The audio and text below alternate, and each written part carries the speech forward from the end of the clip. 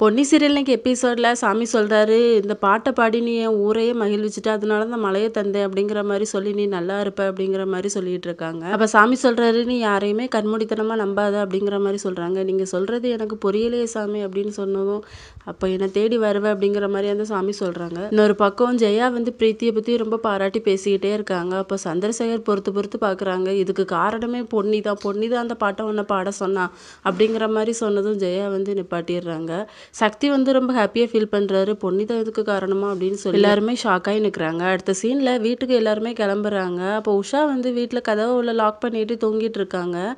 Phone பண்ணுறாங்க, ஆனால் எடுக்கலை. யாரப்பா டிஸ்டர்ப் பண்ணது அப்படின்னு சொல்லிட்டு வராங்க. கதவை ஓப்பன் பண்ணுறாங்க. அப்போ வீட்டில் எல்லோரும் வந்து உட்காந்து நடந்ததெல்லாம் சொல்கிறாங்க.